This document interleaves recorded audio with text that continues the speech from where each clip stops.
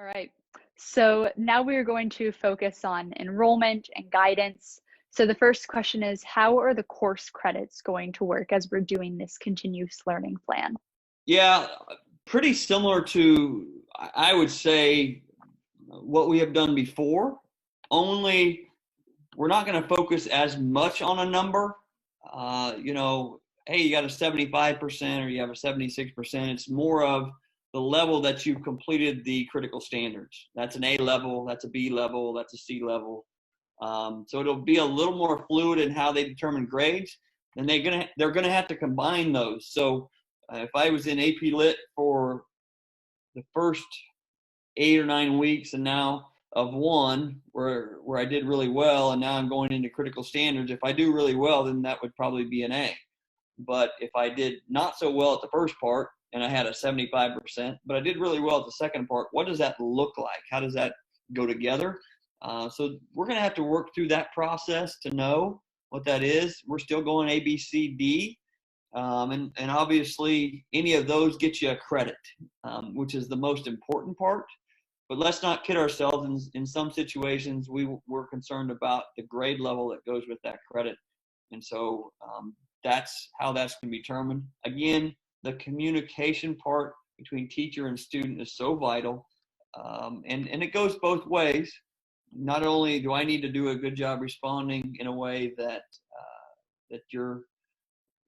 if I'm in teaching AP Calc, I need to say, this is what you're going to need to know on the test. And then this is where you didn't show me.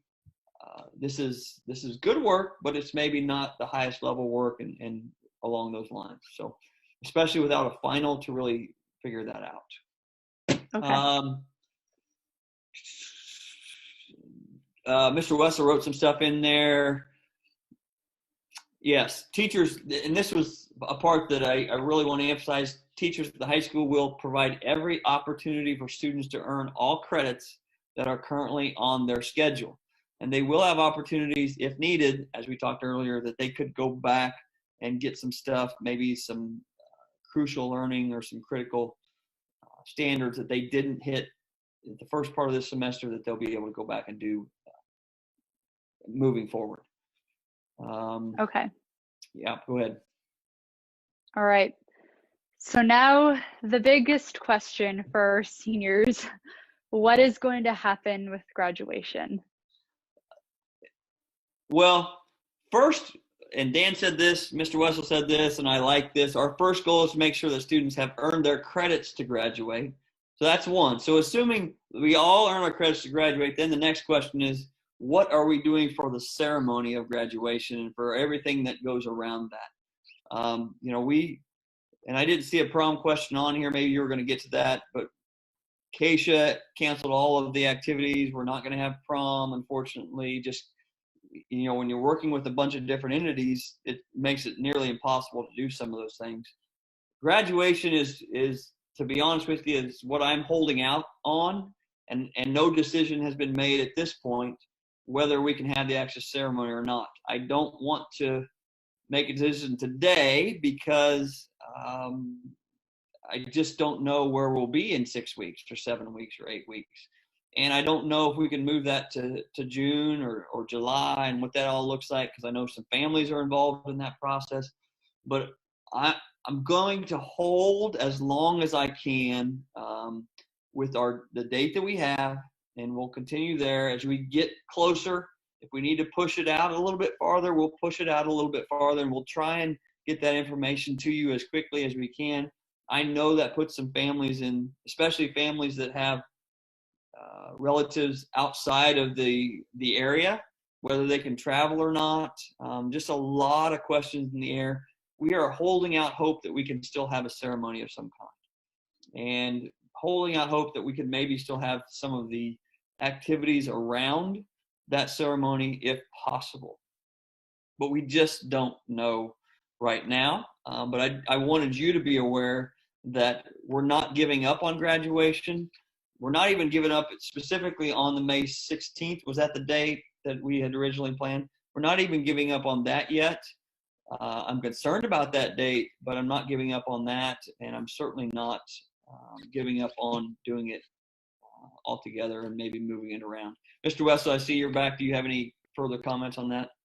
I do. I talked a little bit to Gina Redwine yesterday about the OpGrad piece, and she had some questions. And a big part that I talked about graduation, and Mr. McKim and I have talked about that. The other part is that, let's say we don't get to have it on May 16th and we get the all clear on June 1st. We won't push that way down the line. No. Because it's going to get very, very tight for seniors that have graduated and their responsibilities. Maybe that is that, you know, it's going to be an opportunity that some of you will get to take a senior trip with your parents to remember the pandemic of 2020. And you're going to be able to go and do something like that, we all hope. Or it might be the case that, you know, if we push it too far, a third of you aren't going to be able to participate because you're going to be going off onto the next journey in life. And so that's the other part that I think it needs to be said is, let's say we don't get the 16th and we get the all clear on the 16th. You know, we might have it as soon as that first week in June. It won't. We will try our best, but at that point in time, we'll want to all hands on deck and be able to have something good, as good as it can be at that point in time. The OpGrad folks are waiting, and they're still planning on having that get together with all of the festivities that they have after that graduation part too. But I do feel the importance to say that, because some people say, well, I need to know a month in advance so all of my family can come. And at that point in time, we'll make that decision that will best serve the senior and their parents that are here. And that's going to be our focus at that point in time. Yeah. Okay. So for students who are going to be returning next year, are they going to have the opportunity to build their schedules and enroll for the classes like they have in the past?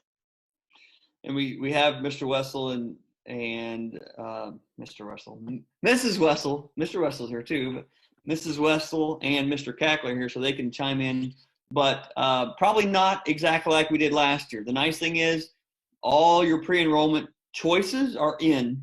And so from the next step we'll do is look at those choices and try and build that master schedule. And then from that, the Skyward, I had to think what system we're using. Skyward will assign classes. So last year we had, Kate, if you remember, we had you come in the auditorium and you kind of picked your classes.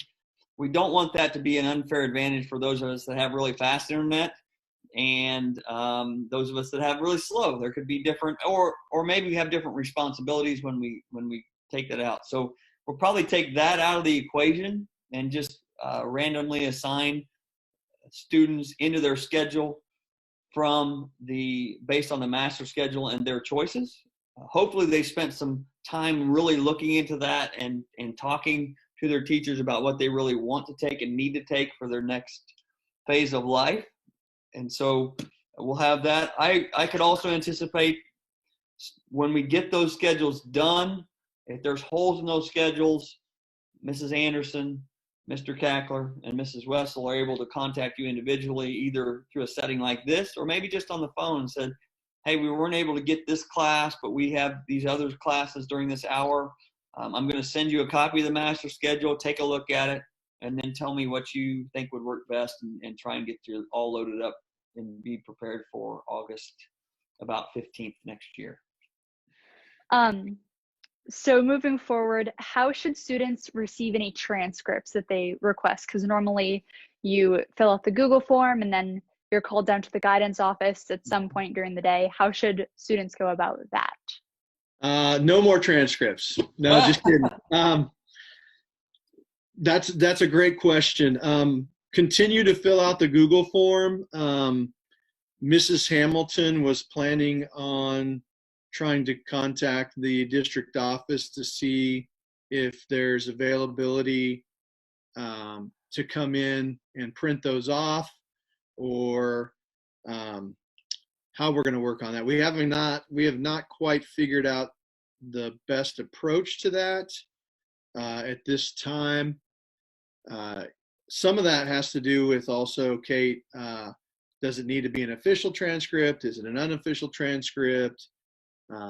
Most of you seniors especially know that if it's something that you need electronically or unofficially, we usually will just email you a copy of it, and then you can send it on however you need to or to whoever you need to. But right now, if it has to be official, we're not sure how that's going to work right now, because that means Mrs. Hamilton probably has to print it out, and she has to stamp it or crimp it and sign it and all that and all that good stuff. And so that's where we're kind of caught up in how do we print and how do we seal and sign and then get them to you. Feel free to email Mrs. Hamilton, though, if you have questions. I think if anything can be handled electronically, she'll do that to the best of her ability. We learned some new tips and tricks about how to scan some things from our iPads in the last few days that we didn't know, so that's awesome. I would assume she's taken the official stamp home with her, so she has the potential maybe to do some of that stuff as well. But if you guys needing them know more specifics as to will they accept an emailed transcript, then I think we can accommodate that stuff.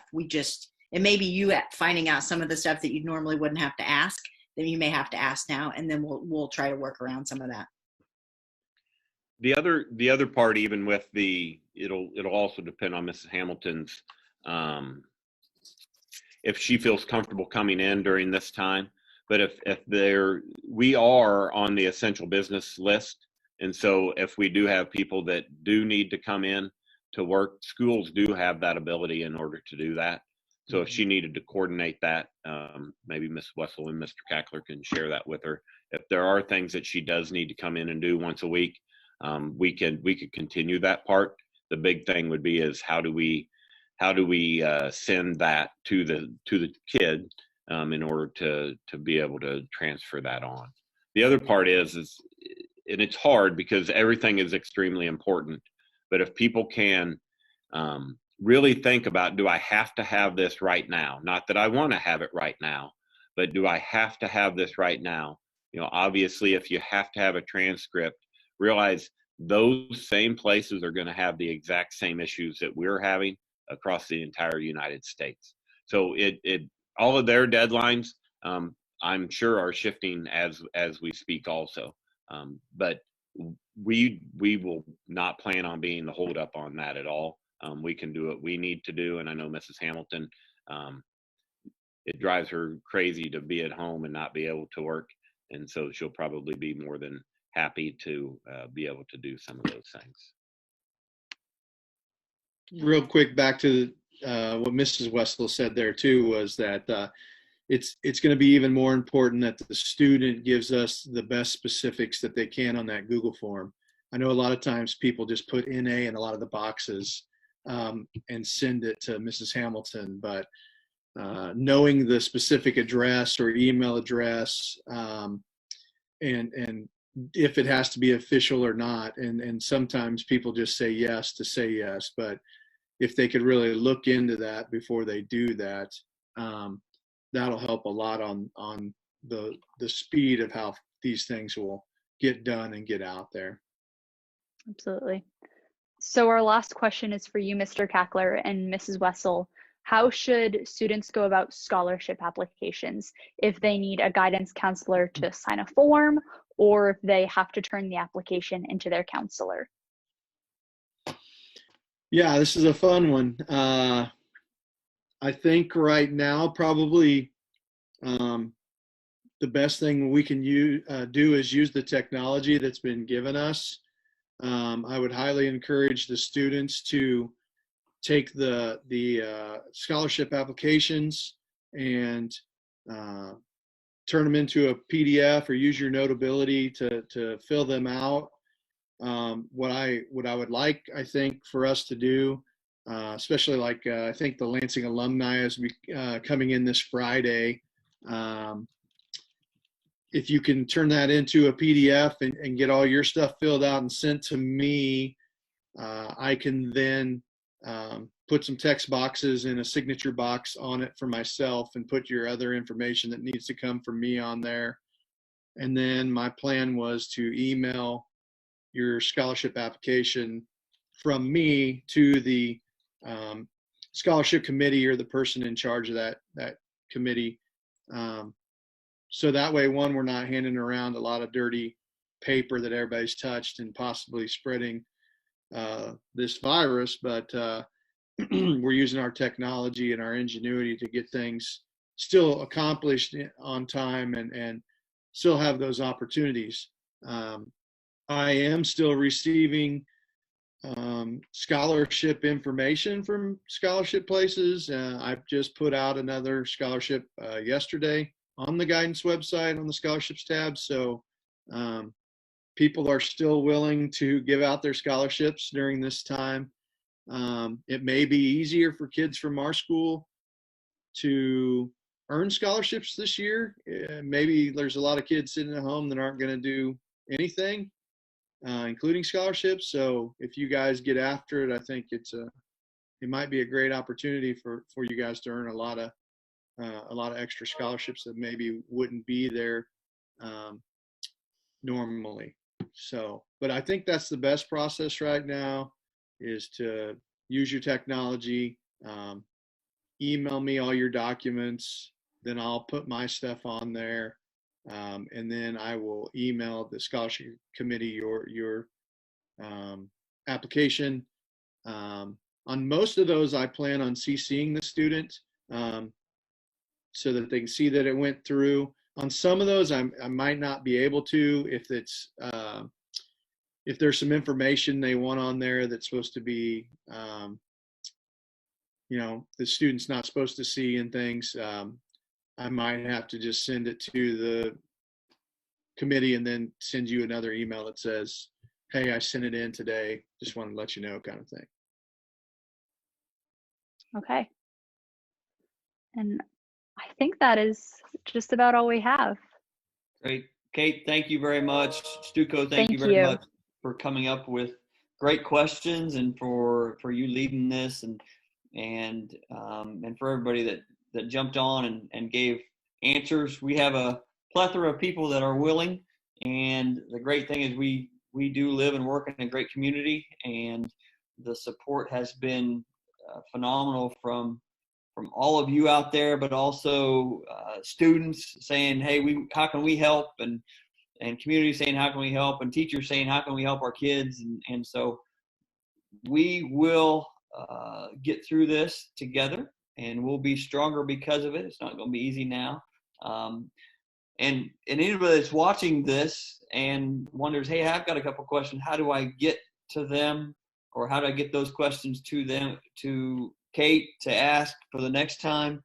I do believe that we'll have an email set up so that you can email those questions to her, and we'll put them on the list. And I think we'll try and do this on a regular basis. So thank you very much. Yes, thank you very much to all of the administration and teachers that could be here to answer your questions. Continue to ask questions. We're here to answer them. Remember to wash your hands, follow the guidelines of our public officials, so that way we can come out of this stronger than ever, because we are a community. And so we're going to get through this with one another, and we're going to be okay. We're going to be strong, and we're going to be safe, and we're going to be healthy. So continue asking your questions, and we are here to support all of you.